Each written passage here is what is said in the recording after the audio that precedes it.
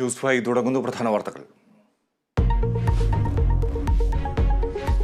കാലിക്കറ്റ് സർവകലാശാലയിലെ തനിക്കെതിരായ ബാനറുകൾ നീക്കം ചെയ്യാൻ ഗവർണറുടെ നിർദ്ദേശം. വിസിയോട് വിശദീകരണം തേടുമെന്നും ഗവർണർ. ഗവർണർക്കെതിരെ രൂക്ഷ വിമർശനവുമായി മുഖ്യമന്ത്രി. പ്രതിഷേധം ക്ഷണിച്ചു വരുത്തിയതെന്ന് പിണറായി വിജയൻ. പൊതുചടങ്ങുകളില്ലാത്തതിനാൽ ഇന്നത്തെ പ്രതിഷേധം ഒഴിവാക്കി SFI.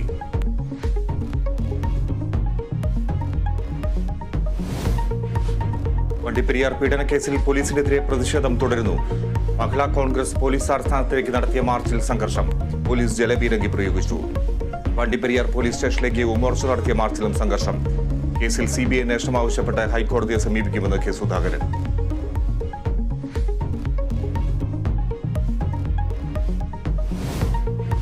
യൂത്ത് കോൺഗ്രസ് പ്രവർത്തകർക്കെതിരായ ഗവൺമെന്റ് മർദ്ദനവുമായി ബന്ധപ്പെട്ട ചോദ്യത്തിൽ നിന്ന് ഒഴിഞ്ഞുമാറി മുഖ്യമന്ത്രി.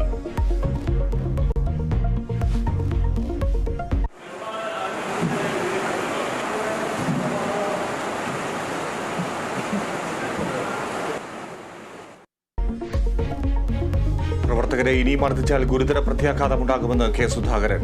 റാന്നിയിൽ യൂത്ത് കോൺഗ്രസ് DYFI സംഘർഷം. കോവിഡിന്റെ ഒമിക്രോൺ വകഭേദം കേരളത്തിലും. വകഭേദം കണ്ടെത്തിയത് തിരുവനന്തപുരത്ത്. വൈറസിന് വ്യാപനശേഷി കൂടുതലെന്ന് ആരോഗ്യ വിദഗ്ധർ.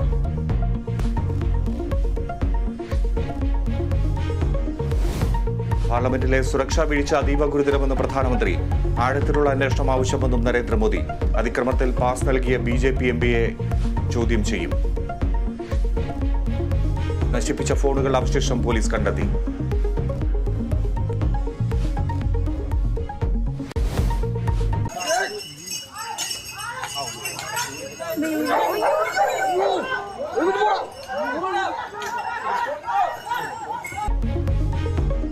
കൊച്ചി പനമ്പുകാട് ക്ഷേത്രോത്സവത്തിനിടെ ആനയിടഞ്ഞു. 2 പേർക്ക് പരിക്ക്. റാന്നിയിൽ നിന്ന് വനംവകുപ്പ് കണ്ടെത്തിയ കുട്ടിയാന ചരിഞ്ഞു.